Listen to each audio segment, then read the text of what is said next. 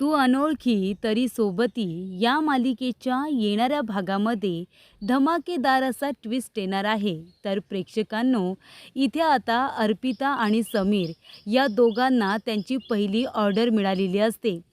चव्हाण काकांच्या कंपनीमध्ये एक छोटं सक्सेस म्हणून गेट टुगेदर ठेवलेलं असतं. त्याच्यामध्ये 75 लोकांसाठी इथे छान असं जेवण द्यायचं ठरलेलं असतं. त्यामुळे चव्हाण काकांनी इथे आता अर्पिता आणि समीर या दोघांच्या किचन क्लाउडला समर्पिताला ही आता पहिली ऑर्डर दिलेली असते. त्यामुळे समीर आणि अर्पिताची बोनी सुरू झालेली असते. तेव्हा इथे अर्पिताला त्या पैशातून आधी आपलं घर भाडं द्यायचं असतं. एकदा का घर भाडं देऊन टाकलं की मग तिच्या डोक्याचा ताण कमी होणार असतो. तेव्हा ही ऑर्डर समीर आणि अर्पितासाठी खूपच जास्त महत्त्वाची असते. पण प्रेक्षकांनो, त्याच्यामध्ये आता घोळ घालण्याचा प्रयत्न राजसी करणार असते आणि आता राजसीने जो घोळ घातलेला असतो त्यामुळे समीर आणि अर्पिता हे दोघेजण अडचणीत येणार असतात. पण प्रत्येक वेळेला अर्पितासाठी आता कितीही मोठं संकट उभं करण्यात आलं तरी त्या संकटाला पार कसं करायचं, त्याच्यातून मार्ग कसा शोधून काढायचा हे समीरला बरोबर माहिती असतं आणि अर्पितालासुद्धा. त्यामुळे पुन्हा एकदा अर्पिता राजसीचा डाव हाणून पाडत चव्हाण काकांची 75 लोकांची ऑर्डर अगदी व्यवस्थितरित्या पूर्ण करते. तर येणाऱ्या भागामध्ये अर्पिता आणि समीर, समर्पिता हे दोघेजण कशा पद्धतीने चव्हाण काकांची ऑर्डर पूर्ण करतात आणि इथे आता राजेशीच्या तोंडावरती तिच्या घर भाड्याचे वाढीव पैसे फेकून मारतात, हे आपण आता सविस्तरपणे बघूया. तर समर्पिता किचनचा उद्घाटन सोहळा हा दणक्यात पार पडलेला असतो. इथे आता उद्घाटन हे अर्पिताने आपल्या सासऱ्यांच्या हातून, राजेंद्र देशमाने यांच्या हातून उद्घाटन केलेलं असतं. त्यामुळे इथे आता समीरच्या आईला, नीलांबरीला काहीच बोलता येत नाही. कारण उद्घाटन समीरच्या वडिलांच्या हातून करण्यात आलेलं असतं आणि त्यामुळे सगळ्यांची बोलती अर्पिताने बंदच केलेली असते. त्याच्यामध्ये सुद्धा इथे राजसीने आता घोळ करण्याचा प्रयत्न केलेला असतो. ती म्हणालेली असते की हे जे तुम्ही आता किचन क्लाउड सुरू करताय ना, हे सगळं काही बेकायदेशीर आहे. तुम्ही इथे सरकारची परमिशन घेतली आहे का? तेव्हा इथे आता अर्पिताने त्याची सोयीसुद्धा आधीच करून ठेवलेली असते. तिने रेणुकाचा आता नवरा आशुतोष याला सांगून कायदेशीररित्या सरकारची परमिशन घेतलेली असते आणि तिने आता त्या परमिशनमध्ये जेव्हा आपल्या किचन क्लाउडचं नाव तिला रजिस्टर करायचं असतं तेव्हा किचन क्लाउड असं रजिस्टर न करता होम शेफ म्हणून तिने ते नाव आता रजिस्टर केलेलं असतं. कारण होम शेफ आपण घरातून इथे आपला व्यवसाय सुरू करूच शकतो. त्यामुळे इथे आता रजिस्ट्रेशन तिने होम शेफ म्हणून केलेलं असतं आणि त्यामुळे राजशीचा आता त्यांचा व्यवसाय बंद पाडण्याचा जो काही डाव असतो, म्हणजे व्यवसाय अजून सुरूसुद्धा झालेला नसतो तर सुरू होण्याआधीच बंद पाडण्याचा जो काही डाव असतो ना, तो आता अर्पिताने पूर्णपणे उधळून लावलेला असतो आणि तेव्हा इथे तिचा छान पद्धतीने अगदी अपमानसुद्धा करण्यात आलेला असतो. तेव्हा राजसीची बोलती बंद झाल्यानंतर तिने इतक्या आता प्रयत्न करूनसुद्धा तिच्या मनाप्रमाणे काहीच होत नाही. कारण अर्पिता प्रत्येक संकटातून आपल्या घराला आणि आपल्या व्यवसायाला वाचवण्याचा प्रयत्न करतच असते. त्यामुळे इथे आता राजसीला राग येतो आणि ती सरळ तिथून निघून जाते. कारण अर्पिता तिला म्हणते की तुम्ही आमच्यासाठी कितीही संकटं उभी करा, पण मी आणि समीर आम्ही दोघेजणं प्रत्येक संकटाला पार करू. आणि तेव्हा राजसीचा संपूर्ण चाळकऱ्यांसमोर आता पाण उतारा केल्यानंतर राजसी जायला निघते. तेव्हा रेणुका तिला अडवत असते आणि म्हणत असते की मी तुला सगळी माहिती दिली होती, पण ती अर्पिता इतकी हुशार आहे, तिने आता जाऊन इथे कायदेशीररित्या परवानगी घेतले होम शेफसाठी, हे मला काही माहिती नव्हतं. आणि तेव्हा राजसी म्हणत असते तुला एक काम धड करता येत नाही गं. शेवटीला त्या अर्पिताने पोटापाण्याचं बघितलंच. आता त्यांचा व्यवसाय हा आता दणक्यात सुरू झाला तर कसं होईल, मग मला माझा समीर कसा मिळेल? तेव्हा इथे अर्पिता त्या ठिकाणी येते आणि राजसीला म्हणत असते की प्रसाद घ्या. तेव्हा ती रागाने काही आता देवाचा प्रसाद घेत नाही. तेव्हा अर्पिता म्हणते की तुमचा मोबाईल नंबर द्या ना, नाहीतर UPI ID सुद्धा चालेल. ती म्हणते कशाला हवाय तुला? ती म्हणते नाही कसं आहे ना, तुम्हाला सांगताना मला अत्यंत आनंद होतोय की तुमच्या वाढीव घरभाड्याची रक्कम आम्ही लवकरच जमा करणार आहोत. त्याची व्यवस्था झाली आहे. उद्यापर्यंत आम्ही सगळे पैसे तुमच्या अकाउंटला ट्रान्सफर करू. त्यासाठी तुमचा मोबाईल नंबर किंवा UPI ID मला हवा होता. पण काहीच हरकत नाही. तुम्हाला द्यायचा नसेल तर नका देऊ. मी माझ्या सासूबाईंकडून तुमचा नंबर घेईन आणि त्याच्यावरती तुम्हाला घरभाड्याचे पैसे पाठवून देईन. पण तुम्हालासुद्धा आता सारखं आमच्या घरी यायची गरज नाही. कारण तुम्हाला जसं माझा चेहरा बघायला आवडत नाही ना, तसं मलाही तुमचा चेहरा बघायला आवडत नाही. त्यामुळे घरी सारखे येऊ नका. मी तुमचे पैसे तुम्हाला अकाउंटवरती ट्रान्सफर करत जाईन. तेव्हा इथे आता अर्पिताला असं वाटत असतं की तुम्ही स्वतः म्हणता ना की तुमचं समीरवरती, त्याच्या कुटुंबियांवरती प्रेम आहे. मग त्यांच्यासाठी तुम्ही अडचणी का निर्माण करता? तुम्हाला त्यांचे प्रॉब्लेम सॉल्व्ह करायला आवडत नाही. त्यांना इथे प्रॉब्लेममध्ये टाकायला खूप जास्त आवडतं. म्हणूनच लवकरच घरभाड्याचे पैसे तुम्हाला परत करणार आहे. म्हणून तुम्हाला आनंद नाही झाला. तुमचा चेहरा पडला हो राजश्री मॅडम, असं अर्पिता तिला म्हणते आणि तिथून आता ती निघून येते. तेव्हा इथे तिला आता किचन क्लाउडमध्ये मदत करण्यासाठी तिची बहीण निक्की येणार असते आणि तिला पिकअप आणि ड्रॉपसाठी आता सलील जाणार असतो आणि तिच्या मदतीला अजून इथे सलीलसुद्धा आहे आणि तिचा नवरा समीरसुद्धा आहे. तेव्हा अर्पिता सगळी तयारी करून ठेवत असते, घरातली सगळी कामंसुद्धा करत असते आणि महत्त्वाची गोष्ट म्हणजे चव्हाण काकांनी आता ऑर्डर तर दिलेली असते, पण त्यांनी सांगितलेलं असतं की संध्याकाळी आमच्या ऑफिसमधून एक माणूस येईल, काय काय मेनू डिसाईड करणार आहे ती तुम्हाला लिस्ट दिली जाईल आणि त्या पद्धतीने तुम्ही आता मेनू तयार करा. तुम्ही ते डिश सगळे व्यवस्थित बनवा.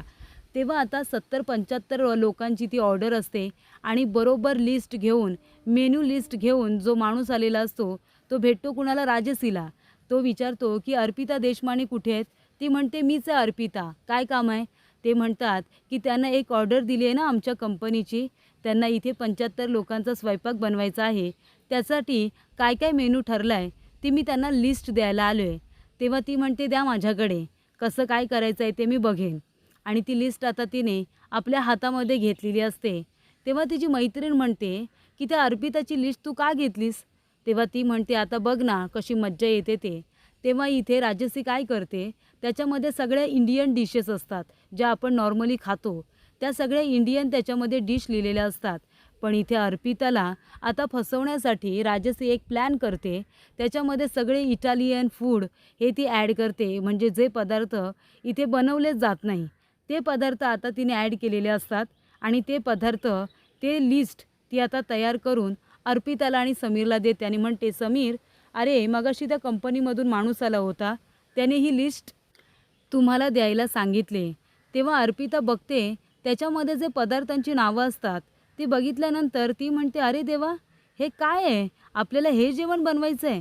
तेव्हा समीर म्हणतो पण असं कसं? चव्हाण काका तर म्हणाले होते की सगळं आपलं इंडियन फूड असणार आहे. तेव्हा इथे राजश्रीला त्यांचा आता पोपट करायचा असतो. पण अर्पिता काही राजश्रीवरती विश्वास ठेवत नाही. ती म्हणते ठीक आहे, आपण करू प्रयत्न, काहीच हरकत नाही, आपण प्रयत्न करूया ना बनवण्यासाठी. तेव्हा राजश्री म्हणते की चला आता यांचा पोपट झाल्याशिवाय काय राहणार नाही. पण अर्पिता इतकी हुशार असते, ती चव्हाण काकांना फोन करते आणि म्हणत असते की चव्हाण काका, अहो तुमच्या कंपनीमधून एक माणूस लिस्ट घेऊन त्याने राजश्रीकडे लिस्ट दिली आणि राजश्रीने ती आम्हाला आणून दिली. पण त्याच्यामध्ये आता जे पदार्थांची नावं आहेत ना ते सगळे असे इटालियन फूड आहे, म्हणजे बाहेरच्या देशामध्ये खाणारं ते सगळे पदार्थ आहेत. ते आपल्या इथे कसे चालणार? तुमच्या कंपनीवाल्यांना तेच पदार्थ हवेत का?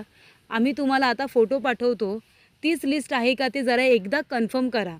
तेव्हा इथे काका म्हणतात पण कंपनीमधून तो जो माणूस आला होता तो तर मला म्हणाला की अर्पिता देशमानेला लिस्ट दिली म्हणून.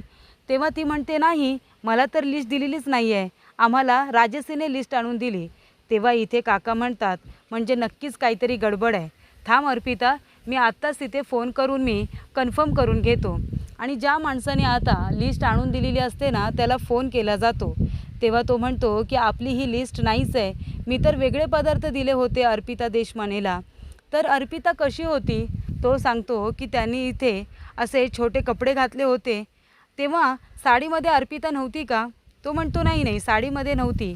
तेव्हा चव्हाण काकांना कळतं की साडीमध्ये अर्पिता नव्हती, म्हणजे लिस्ट इथे आता अर्पिताच्या नाही तर वेगळ्याच व्यक्तीच्या हातामध्ये पडलेली आहे. त्यामुळे इथे काकांच्या आता लक्षात येतं आणि चव्हाण काका म्हणतात की जी लिस्ट आपली फायनल झालेली आहे ती मला पुन्हा एकदा पाठवा बरं मोबाईलवरती.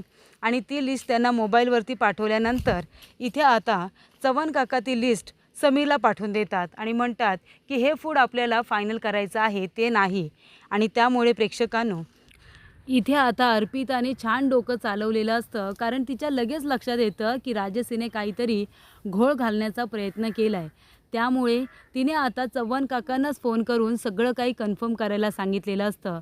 जी लिस्ट अर्पिताच्या हातामध्ये लागलेली असते, तिचा फोटो पाठवलेला असतो, ती लिस्ट ती नाही आहे हे काकांनी सांगत त्यांच्या मित्राने आता त्यांची फायनल लिस्ट पाठवलेली असते. आणि ती लिस्ट आता अर्पितापर्यंत पोचल्यानंतर संपूर्ण इंडियन आपलं महाराष्ट्रीयन फूड बनवायचं आहे हे त्यांना आता कळलेलं असतं. त्यामुळे इथे ठरल्याप्रमाणे अर्पिता, समीर, सलील आणि निकी हे चौघेजणं आता स्वयंपाकाला सुरुवात करतात आणि छान पद्धतीने सगळा स्वयंपाक रेडी करतात. सगळे पदार्थ अगदी उत्तम बनवलेले असतात. म्हणजे जरी इथे आता 75 माणसांची ऑर्डर असेल पण तरीसुद्धा 80 माणसं त्याच्यामध्ये सहजरित्या जेवू शकतात अशा पद्धतीचं वाढीव जेवण तिने आता बनवलेलं असतं. सगळे पदार्थ रेडी असतात. पॅकिंग वगैरेसुद्धा छान पद्धतीने करण्यात आलेली असते. आणि इथे 11 वाजेपर्यंत सगळी ऑर्डर त्यांना पूर्ण करून द्यायची असते, डिलिव्हर करायची असते तिथे 11 वाजेपर्यंत. तेव्हा इथे समर्पिता किचन 10:30पर्यंत सगळी ऑर्डर त्यांच्याजवळ ही पोचलेली असते. राजसीने त्यांचा पोपट करण्याचा खूप प्रयत्न केलेला असतो, पण अर्पिता आणि समीर ते काही होऊ देत नाही. अर्पिता योग्य वेळेवरती चव्हाण काकांच्या कंपनीमध्ये आता ते फूड पाठवून देते. आणि तेव्हा इथे जेवणाची चव त्या लोकांना इतकी काही आवडते की इथे आता ठरलेल्या रकमेपेक्षा थोडे जास्तच पैसे त्या मालकाने त्यांना दिलेले असतात. तेव्हा इथे आता जास्तीचे पैसे दिल्यानंतर इथे आता राजसीने जो काही त्यांचा पोपट करण्याचा प्रयत्न केलेला असतो ते अर्पिताच्या लक्षात असतं. चव्हाण काका भरभरून कौतुक करतात अर्पिता आणि समीरचं की तुम्ही योग्य वेळेवरती ऑर्डर पूर्ण करून दिलीत, माझा तुम्ही मान राखलात, बोनी मी केली पण तुम्ही छान पद्धतीने तो प्रतिसाद दिलात आणि माझीसुद्धा तुम्ही लाज राखलीत असं आता चव्हाण काका म्हणतात. आणि त्यामुळे प्रेक्षकांनो इथे अर्पिता समीरला पहिल्या ऑर्डरचे खूप छान असे पैसे मिळालेले असतात. त्या पैशातून इथे आता निक्कीलासुद्धा अर्पिता पैसे देते. त्याचबरोबर घर खर्चाचे पैसे बाजूला काढते. म्हणजे जेवढे पैसे आता खर्च झालेले असतात ना समर्पिता किचनमध्ये इथे ऑर्डर पूर्ण करण्यासाठी जेवढे पैसे खर्च झालेले असतात आधी ते पैसे बाजूला काढले जातात. आणि मग जो प्रॉफिट झालेला असतो त्या प्रॉफिटमधून आता निक्कीला पैसे दिले जातात. त्याचबरोबर इथे आता सगळ्यात आधी महत्त्वाची गोष्ट म्हणजे इथे जे घर भाडं वाढीव घर भाडं आहे 15,000 रुपये ते आधी बाजूला काढले जातात आणि ते पैसे आता राजसीला देण्यात येत असतात. आणि उरलेले पैसे महत्त्वाची गोष्ट म्हणजे इथे आता अर्पिताची सासू निलांबरी हिच्या हातामध्ये आता अर्पिता समीरला द्यायला सांगते की हे प्रॉफिटचे पैसे आहेत, हे तुम्ही आईंच्या हातामध्ये द्या. निकीचे ठरलेले पैसे तिला देण्यात येतात आणि त्याचबरोबर घर भाड्याचे वाढीव पैसे इथे आता अर्पिता त्या राजसीला द्यायला जाते. तेव्हा ती म्हणत असते की राजसी तू छान इथे ऑर्डर आम्हाला दिलीस हा, म्हणजे इटालियन पूर्णपणे. तुला खायचं असेल ते जेवण तर तू आमच्या समर्पिता किचनला नक्कीच ऑर्डर देऊ शकतेस. तुझी इच्छा झाली असेल तर मी ते पदार्थसुद्धा तुला बनवून खायला देईन माझ्या पद्धतीने, इंडियन टच असेल त्याला. पण तू आता जो काही डाव रचला होतास ना आमच्या विरोधात तो तुझा पूर्णपणे फेल झाला.